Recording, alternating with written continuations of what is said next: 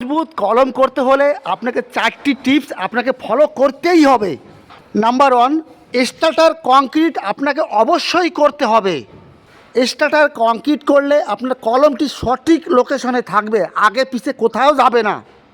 Number 2, কলমের ভাটি গেলে এই জগেল আপনাকে মারতেই হবে। জগেল যদি আপনি না মারেন সঠিকভাবে লোড ডিস্ট্রিবিউট হবে না, একদম সঠিকভাবে আপনি জগেল মারবেন। নাম্বার 3, কলমের রিংয়ের হুকটি 135 ডিগ্রিতে রাখতে হবে। এখানে যেভাবে আছে এইভাবে আপনাকে রাখতেই হবে। আর কলমের কংক্রিট M20 গ্রেড মিনিমাম রাখতেই হবে। 1, 1.5, 3 ভাগে আপনাকে রাখতেই হবে মিনিমাম। এর বেশি দিলে ভালো হবে, কিন্তু 1, 1.5, 3 M20। আপনি M25 দিলে ভালো হয়, M30 দিলে ভালো হয়, কিন্তু মিনিমাম আপনাকে M20 দিতেই হবে। কন্টিনিউ নোটিফিকেশনের জন্য চ্যানেলটিকে সাবস্ক্রাইব করুন। ধন্যবাদ, ভালো থাকবেন।